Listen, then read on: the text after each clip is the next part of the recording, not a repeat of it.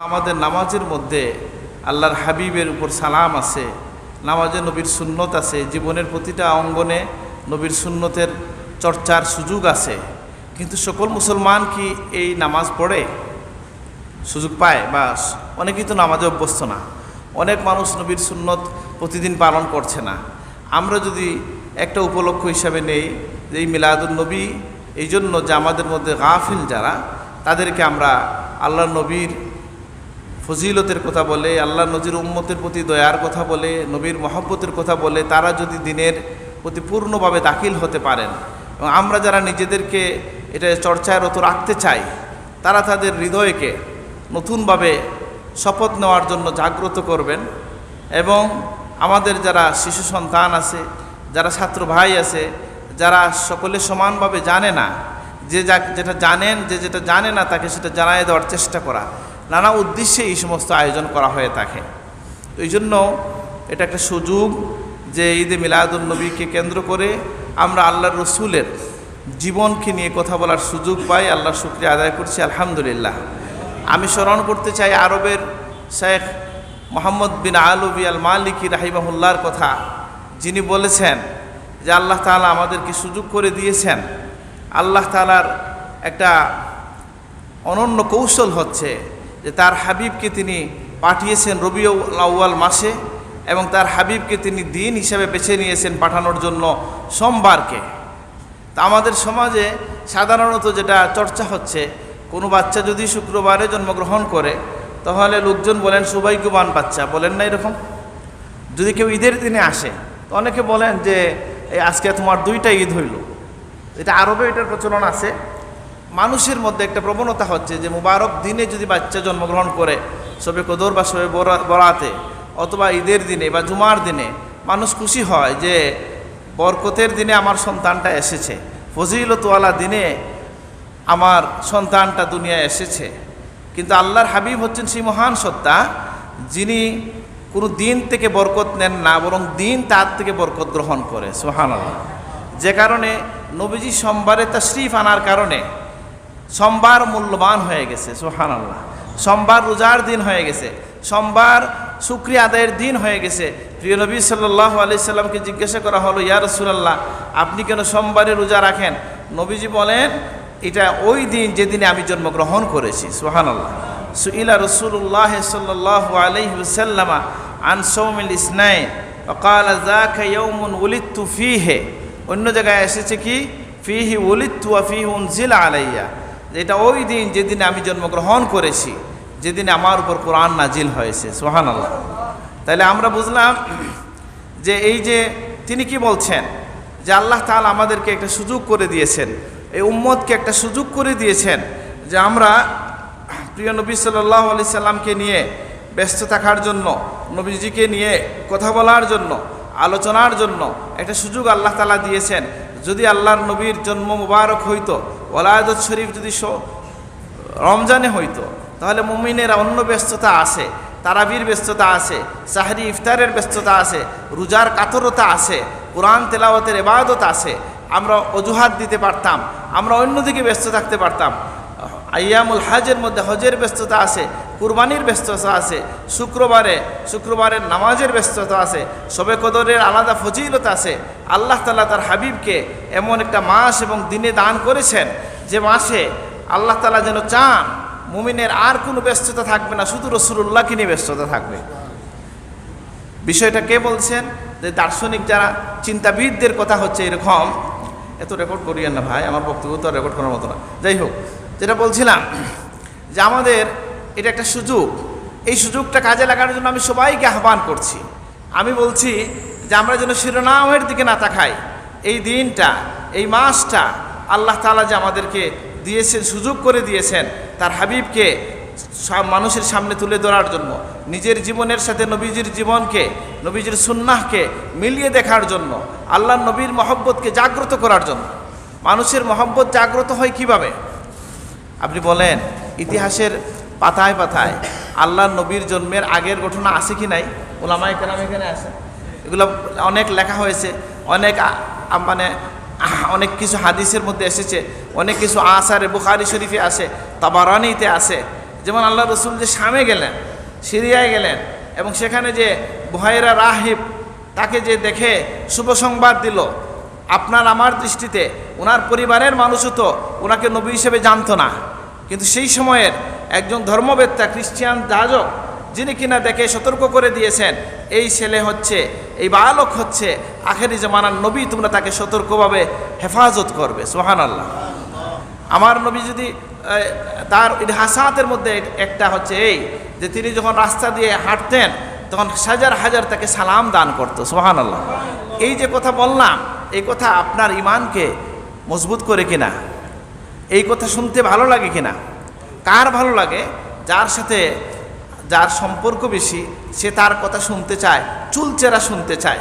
এগুলো আমি আর অনেক বলেছি যে আমি জানতে চাই যে মানুষ বিদেশে থাকে, তাইলে সে মানুষের যদি একটা সন্তান জন্ম নেয় তাহলে সে কী করে? সে শুধু ফোনে জানতে চায় যে বাচ্চা হাসতেছে না কাঁদতেছে। আমাকে 2 সপ্তাহ আগে আমার একজন ছাত্র দেশের বাইরে আসেন, ওনার ছেলের কথা কত কিছু বলছেন, এত বিস্তারিত বলতে হয় না। কেন? যে মহব্বত থাকলে হাসি কান্না বলেন, জন্ম মৃত্যু বলেন, তার চলচলন বলেন, সব কিছুর প্রতি একটা আগ্রহ থাকে। তা আল্লাহ রসুলের সাথে মহব্বত, এটা তো ইমানের অংশ। ইমানের অংশ কি না? আর আমার নবীর জীবনের কোনো অংশে লজ্জার কিছু নাই, দেখে রাখার কিছু নাই, বলা যাবে না এমন কিছু নাই। বরং আল্লাহ নবীর ইতিহাসের মধ্যে হচ্ছে এটা একটা, ইতিহাসাত সমূহের মধ্যে এটা একটা যে প্রিয় নবী সাল্লাল্লাহু আলাইহি সাল্লাম জীবনে কোনো একদিন, নবীজি ফরমান বা ইতিহাসের মধ্যে এসেছে যে আল্লাহ নবী একদিন একটা মেলার মধ্যে যাওয়ার ইচ্ছা পোষণ করছিলেন, যে আল্লাহ তার হাবিবকে কীভাবে রক্ষা করেছেন। যে আল্লাহর হাবিব বলেন, আমার সাথীরা আমাকে আর নিয়ে যেতে পারে নাই, আমাকে ঘুম এমনভাবে ধরছে যে রাস্তার মধ্যে আমি ঘুমায়ে পড়ছি। পরের দিন সূর্য ওঠার পরে সূর্যের আলোতে আমার ঘুম ভাঙছে। আল্লাহ তার হাবিবকে এইভাবে রক্ষা করেছেন। সুবহানাল্লাহ। তার যৌবনকালকে, তার শিশুকালকে কে রক্ষা করেছেন? স্বয়ং আল্লাহ তাআলা রক্ষা করেছেন। এই জন্য আপনার নবীর পূর্ণ জীবনকে নিয়ে আল্লাহ তাআলা শপথ নিয়েছেন। শিফা কাজী আয়াজের মধ্যে এসেছে যে এটা অত্যন্ত সম্মানের, এটা অভূতপূর্ব, যে ইতিপূর্বে পৃথিবীর সৃষ্টি থেকে নিয়ে আল্লাহ রসুল পর্যন্ত, আর এখন তো আর সুযোগ নেই আমাদের জানার যে আল্লাহ তাআলা কিয়ামত পর্যন্ত কোনো মানুষের জীবন নিয়ে শপথ নেন নাই। এক মানুষের জীবনের শপথ আল্লাহ তাআলা নিয়েছেন, তিনি হচ্ছেন আমাদের নবী মুহাম্মদুর রাসূলুল্লাহ সাল্লাল্লাহু আলাইহি সাল্লাম। লামরুকা ইন্নাহুম লাফি সাকরাতিহিম ইয়ামাহুন। এই যে নবীজির জীবনের শপথ নিয়েছেন, এটা কি নবীর নবুয়তের মানে প্রকাশের আগে না পরে? না, পূর্ণ জীবনের শপথ আল্লাহ তাআলা নিয়েছেন, তার হাবিবের জীবনের শপথ নিয়েছেন। সুতরাং নবীজির পূর্ণ জীবন আমাদের জন্য আদর্শ। আল্লাহ নবীর পুরাপুরি জীবনের মধ্যে এমন কিছু নাই যেটা বলা যাবে না। আমাকে একজন বলেছিল যে জন্মের বিষয়টা আলোচনা না করলে হয় না।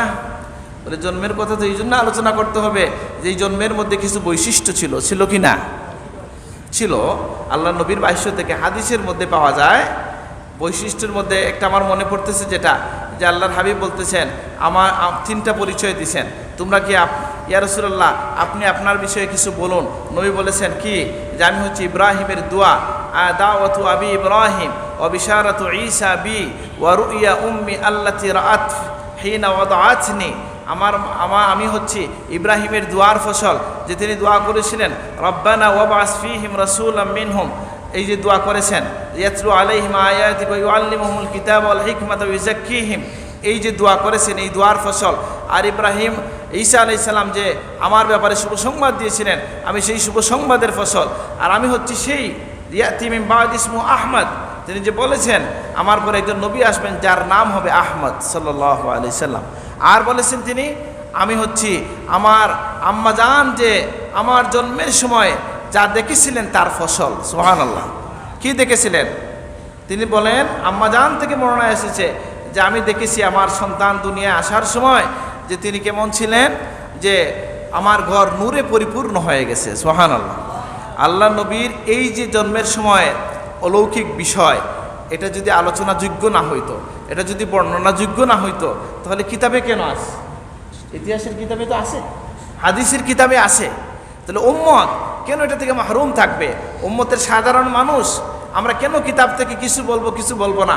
আমার নবীর বিষয়ে হাদিসের মধ্যে, অথেন্টিক ইতিহাসের মধ্যে যা এসেছে সব কিছু জানার অধিকার সকল মুসলমানের আছে কি না? এবং সেই সুযোগটা আমরা নেই মিলাদুন নবীতে। ভাই আমরা নামাজ নিয়ে আলোচনা করছি, আলহামদুলিল্লাহ এটা তো ইসলামের মূল রুকুনগুলোর মধ্যে একটা।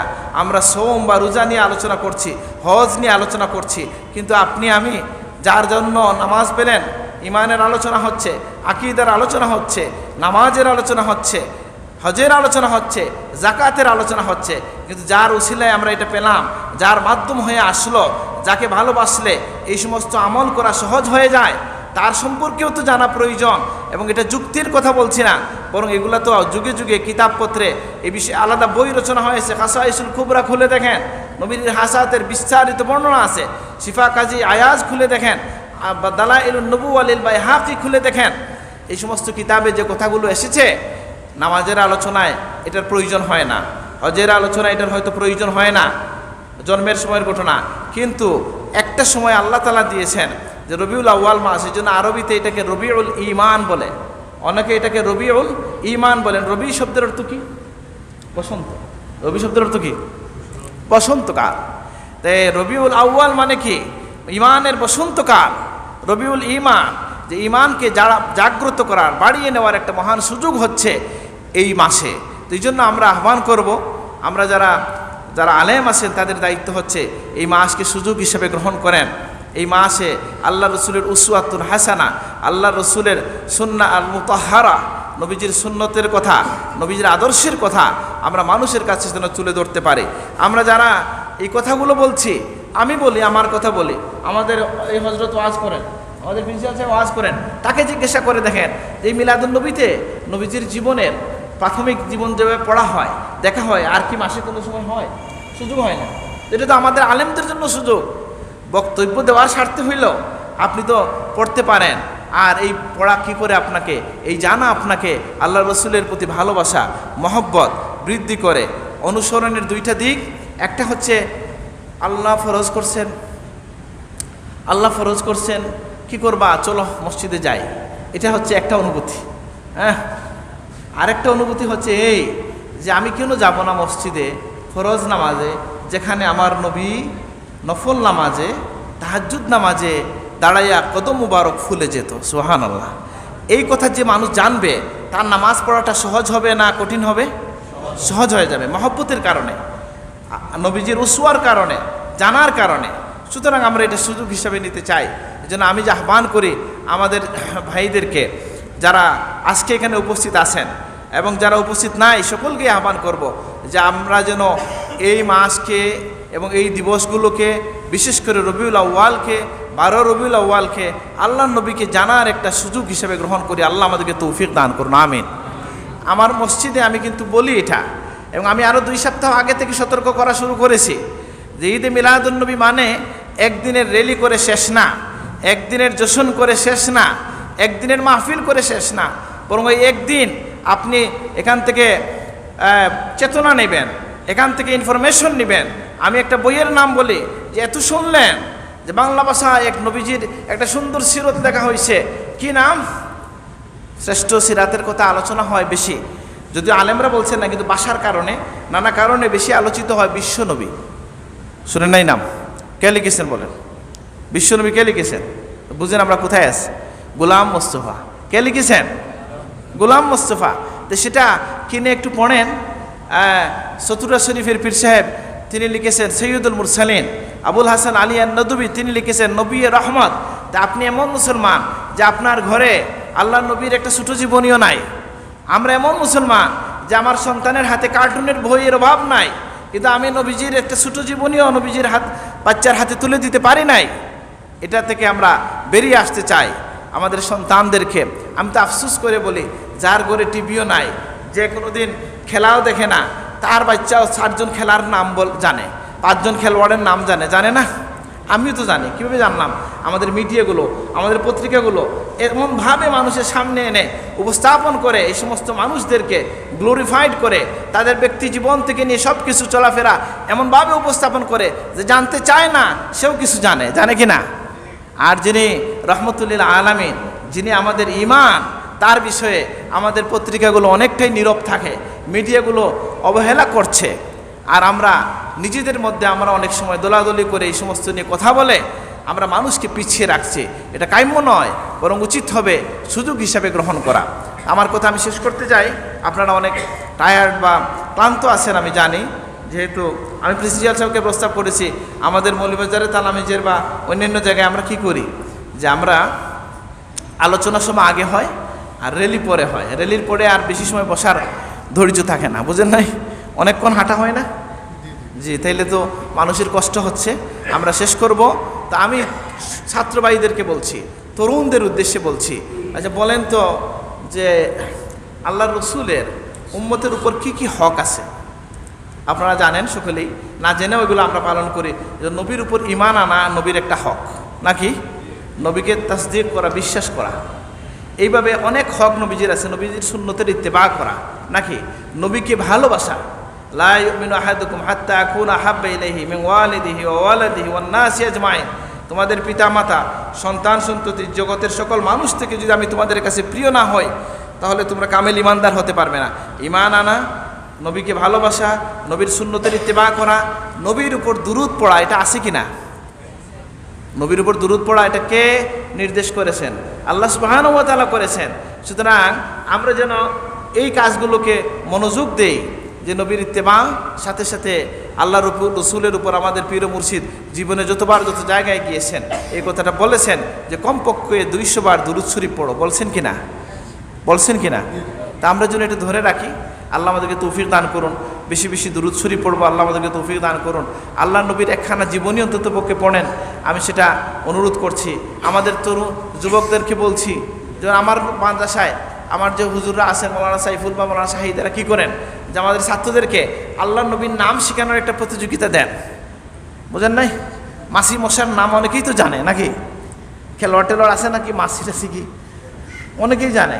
তা আল্লাহ নবীর নাম মুবারক শিখান আপনার নবীকে। কারণ এই নামের সাথে সাথে কি আছে? এই নামের অর্থ আছে, এই নাম ইতিহাস বহন করে। আপনার নবীর একটা নাম হচ্ছে শাফিয়া। আপনি প্রথমে তাকে নামটা শিখান, বড় হয়ে জানতে চাইবে যে শাফি শব্দের অর্থ কি। বলে হ্যাঁ, এটা কোরআন হাদিস থেকে এসেছে।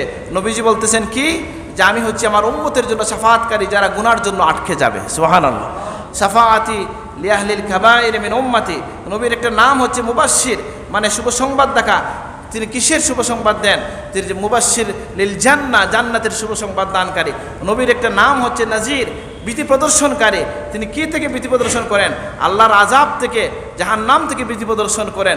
নবীর একটা নাম হচ্ছে কাঈদুল গুররিল মুহাজ্জালিন, চান কপালি মানুষের সর্দার হচ্ছেন আমার নবী। সুবহানাল্লাহ। তো গুররাল মুহাজ্জালিন কারা? কিয়ামতের দিন আল্লাহ রসুল বলছেন, আমি আমার উম্মতকে চিনে ফেলবো, যে তাদের কপাল হবে, তাদের মুখমণ্ডল হবে উজ্জ্বল, যারা নামাজি হবে, আমি হব, রসুলুল্লাহ হবেন তাদের সর্দার। সুবহানাল্লাহ। তো এইভাবে যে নাম যদি আমরা শিকার একটা উদ্যোগ নেন, আসমাউন নবী আছে, সেখান থেকে একজন সন্তান, একজন দাখিলের ছাত্র, আলিমের ছাত্র, আপনি আপনার আল্লাহর সাথে আপনি আপনার মতো করে কি করেন? চুক্তি করেন, যে এই মিলাদুন নবীতে প্রত্যেক 30 দিনে আমি 30টা নবীজির নাম শিখবো। পারবো না আমরা? আল্লাহ তৌফিক দান করুন। হুজুরকে যদি জিজ্ঞেস করেন, নাম লিখে দিতে পারবেন। এই বিষয়ে বইপত্র আছে, দালাইলুল খায়রাতে 200, এই বিষয়ে ইমাম সুয়ুতি একটা বই লিখেছেন, লম্বা বড় বই লিখেছেন। দালাইলুল খায়রাতের আগেও 200 নবীজির নাম মুবারক লেখা হয়েছে। আমি এটা অনুবাদ করে দিয়েছি, এখন এটা ছাপা অবশ্য নাই। তাহলে আমরা আল্লাহ নবীর নাম শিখতে পারি। আমরা আল্লাহ নবীর সম্পর্কে হাদিসের মধ্যে যে সকল গুণের কথা এসেছে, এর হাসাতের কথা এসেছে, বিশেষ করে আল্লাহ নবীকে নিয়ে 40খানা হাদিস মুখস্থ করে ফেলতে পারি। আল্লাহ তাআলা আমাদেরকে তৌফিক দান করুন। তা আমি আমার কথা আর লম্বা করতে চাই না। এটা হচ্ছে সকল ইবাদত, সকল ফজিলত, সকল মর্যাদাপূর্ণ রাত, সব কিছুর মূল হচ্ছে এই রাত। কোন রাত? লাইলাতুল ইসনাইন মিন রবিউল আউয়াল। রবিউল আউয়ালের 12 তারিখের রাত হচ্ছে সকল নিয়ামত পাওয়ার রাত। এই জন্য আমিন আল কুতবি বলে একজন কবি আরবিতে কি বলেছেন, ইয়া লাইলাতাল ইসনাইন মাযা সাফাহতে ইউমনাকি মিন শারফি আশাম্মিন ওয়া মিন গিনা কুল্লিল লায়ালাল বিদ نصب إليك وأنت مفتاح السنة فالقدر والأعياد والمعراج كلها من حسناتك اللاتي بهرنا الأعين. سبحان الله. তিনি কি বলতেছেন যে হে লাইলাতুল ইসনাইন, তোমার সৌভাগ্য হচ্ছে তুমি হয়ে গেছো সকল রাতের মা, সকল প্রজ্বলিত আলোকিত উজ্জ্বল রাতের মূল হয়ে গেছো তুমি। কারণ আমরা লাইলাতুল কদর পেতাম না, মেরাজের রাত পেতাম না, ঈদের রাত পাইতাম না যদি আল্লাহর রসুল এই রাতে না আসতেন। সুবহানাল্লাহ। সুতরাং এই শুকরিয়া, আমি আর আয়াতের দিকে গেলাম না। আমার ধারণা এখানে বিশিষ্ট উলামায়ে কেরাম যাদের সাথে দেখা হলো, আমার চাচাজান আছেন, সুবানীগেটের হুজুর আছেন, অনেক আলেম উলামার সমন্বয় এখানে আছে। তা আপনারা জানেন যে এগুলা মুখস্থ হয়ে গেছে। আমাকে একজন বলছিল, আমি এই কথা বলে শেষ করি, যে বলেন তো যে ওমা আরসালনাকা ইল্লা রাহমাতাল লিল আলামিন, আর রহমতের আয়াতকে নিয়ে ওই আয়াতের সাথে যে মিলান, এটা কই পাইলেন? বলে তাফসীর তো ভাই এভাবেই করা হয়। বুঝেন নাই কথাটা? যেমন আপনি নামাজে কি পড়েন, নামাজের মধ্যে পড়েন ইহদিনাস সিরাতাল মুস্তাকিম, এরপরে সিরাতাল্লাযীনা আন'আমতা আলাইহিম গায়রিল মাগদুবি আলাইহিম ওয়ালাদ-দাল্লিন, আমিন বলেন। আমাকে বলেন তো ইহদিনাস সিরাতাল মুস্তাকিম, আমাকে সরল সঠিক পথে চালান, এটার ব্যাখ্যা কি? এরপরে আয়াতে আল্লাহ দিচ্ছেন সিরাতাল্লাযীনা আন'আমতা আলাইহিম, আপনার নিয়ামত প্রাপ্ত বান্দাদের পথে চালান। নিয়ামত প্রাপ্ত কারা? সকল মুফাসসিরিন অন্য আয়াতকে টান দিয়ে আনেন, এরকম না হুজুর? অন্য আয়াত টান দিয়ে আনেন। কোন আয়াত? উলাইকা মাআল্লাযীনা আন'আমা আল্লাহু আলাইহিম মিনান নাবিয়্যিনা ওয়াস-সিদ্দিকিনা ওয়াস-শুহাদা'i ওয়াস-সালিহিন। এই নিয়ামতপ্রাপ্ত লোকদের তালিকা কে দিছেন? আল্লাহই দিছেন। অন্য জায়গায় আয়াতের সাথে আয়াতের সমন্বয় করে দেওয়া হয়। তাহলে আমি কি দোষ করলাম? আহলুস সুন্নাত ওয়াল জামাতের উলামায়ে কেরাম কি দোষ করলেন যখন এটা বলেন যে আল্লাহ বলেছেন কি, যে তোমরা যখন পাও আল্লাহর পক্ষ থেকে কোনো নিয়ামত নাকি, তখন তোমরা কি করো? ফালিয়াফরাহু, তোমরা খুশি হও। ঠিক আছে না? তা আমরা নিয়ে মিলাই দিই কোথায়? যে যেহেতু আল্লাহ তাআলা বলে দিয়েছেন, আয়াতটা বলেন তো, আয়াতটা কুল বিফাদলিল্লাহি ওয়া বিরাহমাতিহি ফাবিযালিকা ফালইফরাহু। এই আয়াত জানেন না? আর আমার দাবি হলো প্রিন্সিপাল সাহেবের কাছে, আপনার ছেলেদেরকে এই দুটো আয়াত মুখস্থ করাই দেন। ঠিক আছে না? বক্তৃতার প্রতিযোগিতা নিশ্চয়ই হবে। দুইটা আয়াত মুখস্থ করেন যে আল্লাহর নবী যে আমার জন্য ফদল, রহমত এবং আল্লাহর দয়া, এই কথা কোথা থেকে পাওয়া গেল?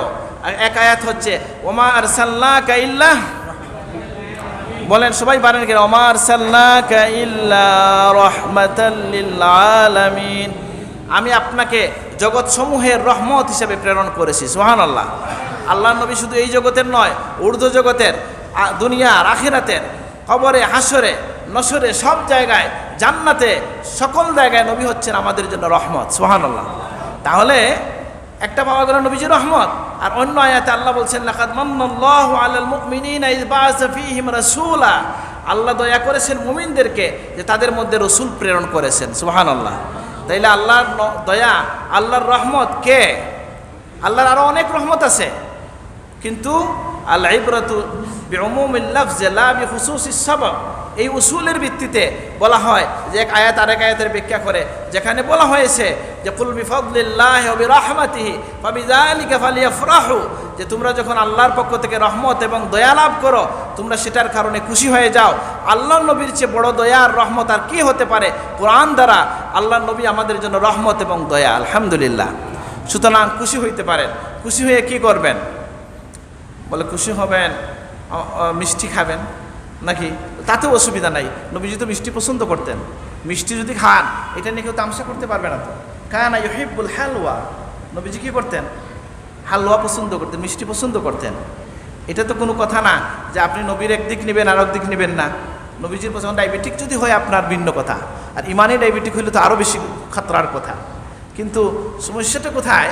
যে আমরা খাওয়াতে কোনো অসুবিধা নেই, তাম এটা ভালো কাজ। খুশি প্রকাশের ইসলামী যত রীতি আছে সব রীতিতে আপনি এটা করতে পারেন। সামাজিক যত রীতি আছে সেই রীতিতে করতে পারেন।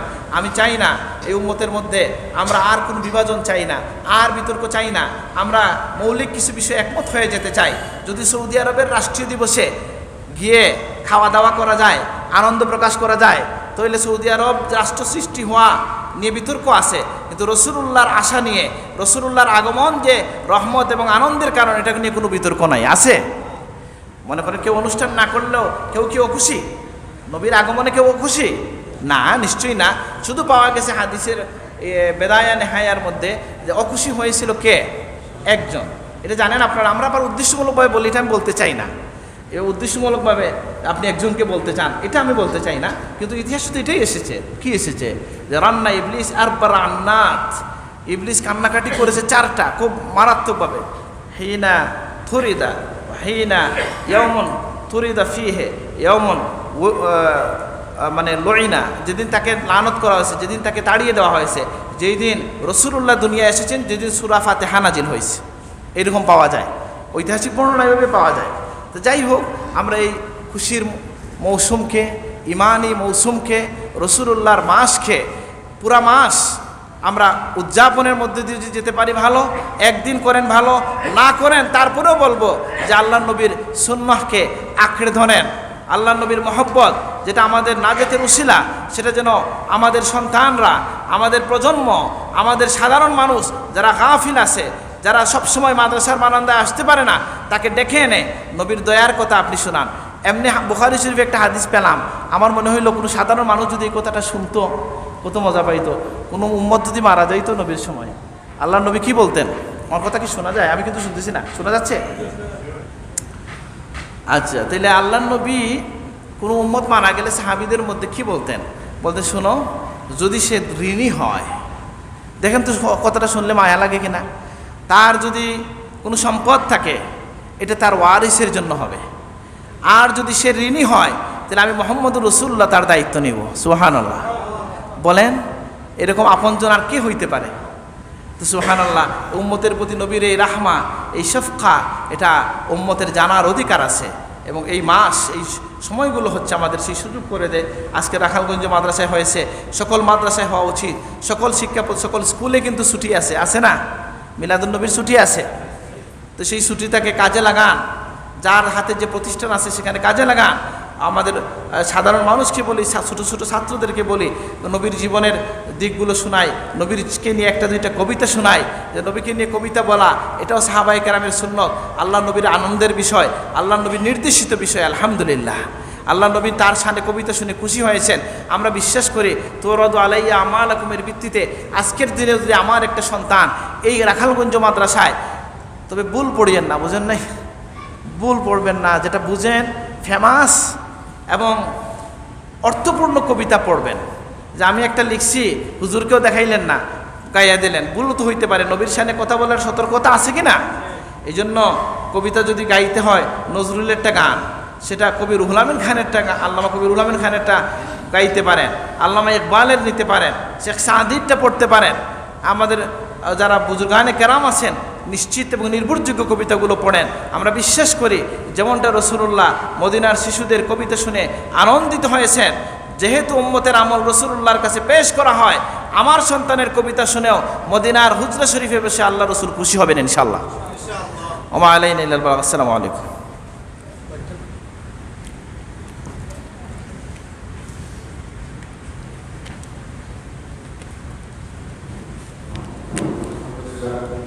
আমরা